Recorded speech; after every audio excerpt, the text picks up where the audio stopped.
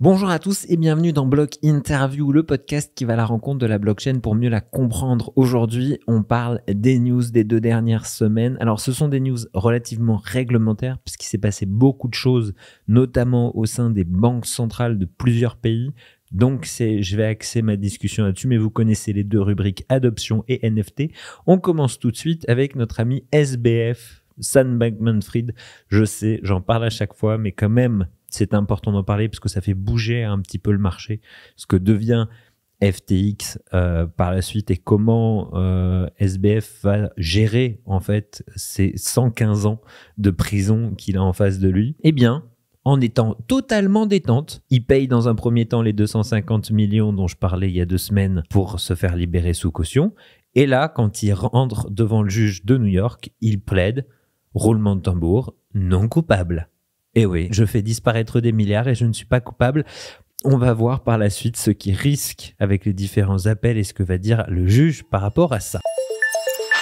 On enchaîne avec la partie adoption. Le Parlement italien, composé de la Chambre des députés et du Sénat de la République italienne, a adopté le nouveau budget présenté concernant l'année 2023 et les crypto-monnaies ne sont pas exemptes de changements. La loi budgétaire qui couvre la totalité du spectre économique italien prévoit ainsi une taxe de 26% sur les plus-values générées par les investisseurs sur les opérateurs en crypto-monnaies et ce dès lors qu'elle dépasse le seuil fixé qui est aujourd'hui de 2000 €, soit 2110 $ à peu près au moment où je vous parle. C'est une avancée intéressante. Nous, en France, rappelez-vous, on est sur la flat tax des 30%, donc on est un petit peu en dessous. Mais par contre, on a ce seuil des 2000 €.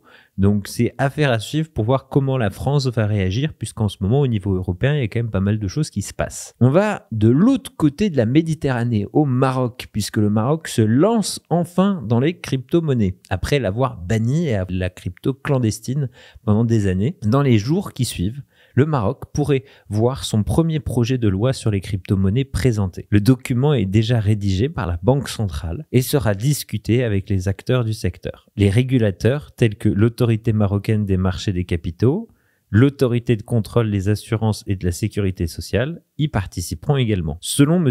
Jouari, qui a collaboré avec le Fonds monétaire international et à la Banque mondiale pendant l'élaboration du document, des rapports antérieurs affirment que les responsables marocains ont également contacté les banques centrales françaises, tunisiennes et algériennes pour des consultations. Affaire à suivre. Côté Chine, cette fois-ci, eh bien la Chine va lancer sa marketplace de NFT. Alors quand j'ai lu ça, je vous jure, j'y ai pas cru.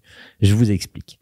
Le gouvernement chinois est sur le point de lancer une plateforme professionnelle et réglementée pour les échanges de jetons non fongibles. La nouvelle a été rapportée par l'agence de presse Sina News le 28 décembre. L'entité, qui fait office de marché secondaire pour les échanges de NFT, a été créée par l'entreprise publique Chinese Technology Exchange, l'entreprise publique Art Exhibition China et Urban Digital Copyright, qui elle est une société privée. Outre les NFT, la plateforme facilitera également les échanges de droits d'auteur liés aux actifs numériques. Le projet vise à réguler, entre guillemets, je cite, et à éviter la spéculation excessive sur les marchés secondaires des NFT, comme l'a déclaré une personne au fait de la question. Il s'agit d'une évolution bienvenue pour les investisseurs professionnels qui étaient impatients d'entrer dans l'espace NFT en plein essor, mais qui ont été freinés par le manque de réglementation. Grâce à cette plateforme professionnelle, ils peuvent désormais négocier en toute confiance,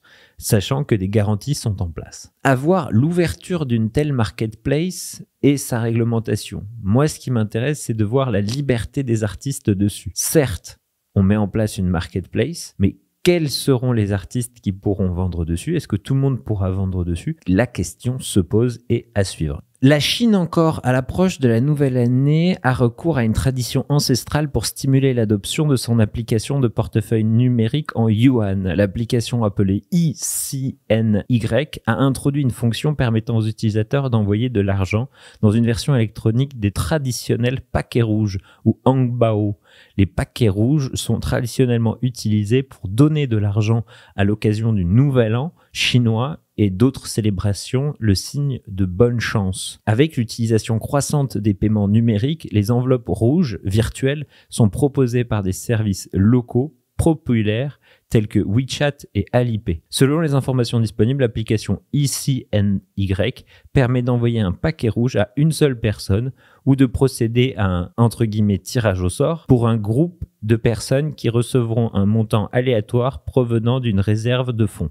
WeChat, et Alipay disposent tous deux d'une fonction similaire. Donc là, on a fini pour la Chine. Donc de la Chine, c'est une marketplace et on utilise une tradition pour vendre un outil digital. C'est toujours intéressant à suivre. Maintenant, on va du côté des risques de l'Internet, puisque 400 millions d'utilisateurs de Twitter contenant des adresses mail et des adresses privées ont été libérés sur le marché noir. Quand je dis libérés, c'est elles sont mises en vente. Dedans, vous avez notamment les adresses et les informations de Vitalik Buterin. Il s'agit d'une préoccupation majeure pour les spécialistes du Web3 qui utilisent Twitter comme plateforme. Ils doivent être conscients de cette violation de données et des conséquences possibles sur leurs activités. La société de renseignement en cybercriminalité Hudson Rock a signalé sur Twitter l'existence d'une menace réelle car un certain individu vendrait une base de données privée contenant les coordonnées de 400 millions de comptes d'utilisateurs Twitter.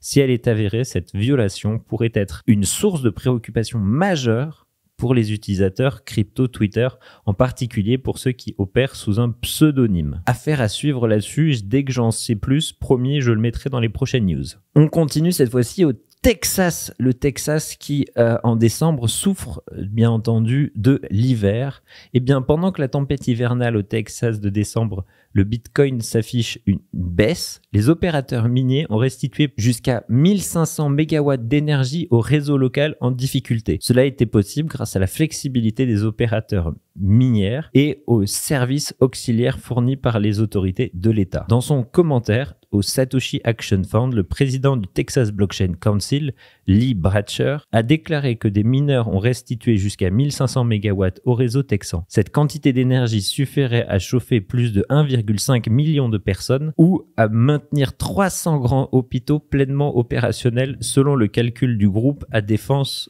du Bitcoin. Bien qu'il n'y ait aucune spécification concernant la période exacte pendant laquelle les mineurs ont accumulé une telle quantité d'énergie, le taux du hachage minier mondial de Bitcoin a chuté de 30% le 24 et 25 décembre.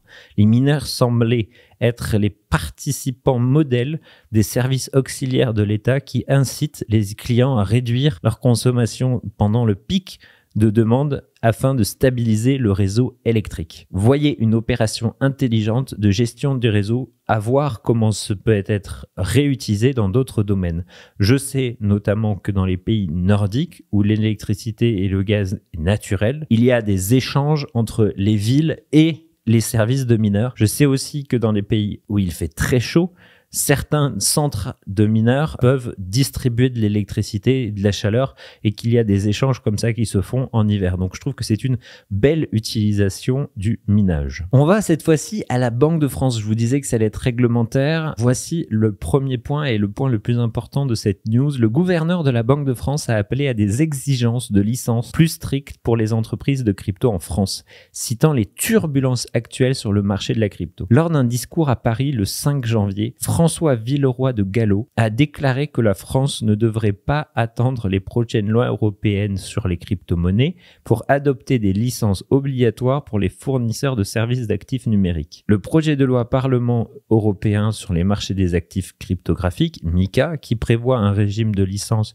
pour les crypto-monnaies, ne devrait pas rentrer en vigueur avant 2024. Selon un rapport de Bloomberg du 5 janvier, M. Villeroy s'est adressé à l'industrie financière du pays dans son discours déclarant « Tout ce désordre en 2022 nourrit une conviction simple. Il est souhaitable que la France passe le plus rapidement possible à une licence obligatoire DASP plutôt qu'à un simple enregistrement. » Alors, ce qui est intéressant là-dedans, c'est qu'on veut réglementer, on veut mettre un cadre légal. Par contre, ce qui est moins intéressant, c'est que nos entreprises françaises, elles, sont en concurrence directe avec des géants qui sont à l'international et ont plus de possibilités internationales. Donc, quand on compare une société française, par exemple, à Binance, eh bien, Binance peut trouver des fonds à l'international avec des pays moins régulés et être face à la France où c'est plus régulé, mais avoir plus de puissance et plus d'impact. Donc, réguler, c'est intéressant, mais réguler au niveau européen, je trouve que c'est plus intéressant encore. Dites-moi sur Twitter ou sur LinkedIn ce que vous en pensez.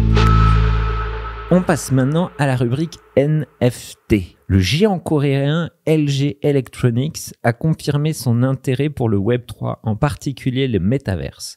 Il annonce en effet un partenariat avec Orbit, O-O-R-B-I-T, qui lui permettra d'intégrer des technologies directement au sein de sa Smart TV, une étape de taille pour l'entreprise qui montre que les technologies liées à la blockchain font bien partie de ses objectifs. On enchaîne avec le Tour de France qui annonce que des NFT des différentes étapes pudiquement baptisés contenus numériques exclusifs, seront proposés aux amateurs. Les 21 objets numériques collectionnables seront distribués gratuitement grâce à des jeux. 21 NFT spéciaux seront distribués et permettront à leurs détenteurs de vivre une expérience entre guillemets VIP sur l'une des étapes. Ça, je trouve ça très très intéressant. Après, moi, ce qui m'intéresse, c'est la manière dont ce sera fait. Est-ce qu'il faudra les acheter avec une clé, avec un wallet? Est-ce qu'on permettra aux gens d'avoir des wallets? Ça, c'est plutôt une histoire à suivre lors du Tour de France. Et maintenant, on va sur un de mes jeux préférés, Final Fantasy, puisque le créateur de Final Fantasy, Square Enix, est prêt à redoubler d'efforts pour développer des jeux blockchain malgré les turbulences du marché des crypto-monnaies actuelles. Selon une lettre du président de la société japonaise, Yosuke Matsuda, date du 1er janvier. La lettre, intitulée A New Year Letter from the President, visait à récapituler les principales réalisations de l'entreprise en 2022 et à expliquer ses projets pour 2023. Sur 15 paragraphes, 7 portaient sur le jeu blockchain, ce qui montre que le jeu blockchain est un axe majeur de la stratégie d'investissement de l'entreprise à l'avenir.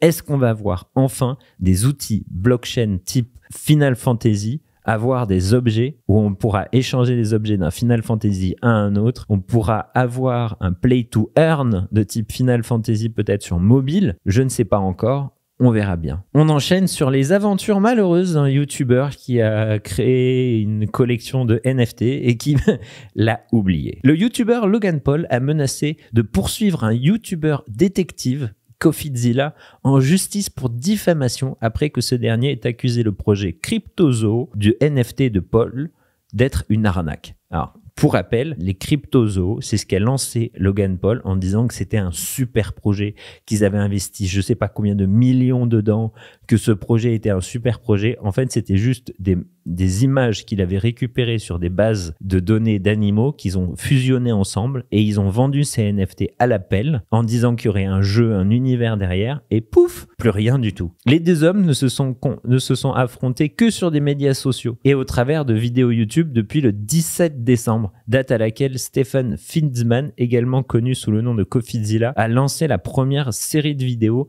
en 3 parties attaquant CryptoZoo et Paul. CryptoZoo était censé être un jeu blockchain amusant qui peut vous faire gagner de l'argent, mais des millions de dollars d'argent et des investisseurs plus tard, les choses sont toujours cassées, a-t-il déclaré. Donc aujourd'hui, on ne sait pas comment va finir cette histoire, mais ce qui est intéressant de voir, c'est que quand on est un influenceur et qu'on lance un jeu blockchain, il faut aller jusqu'au bout. Parce que sinon, il y a des gens qui vont analyser le projet et voir que c'est concrètement un scam.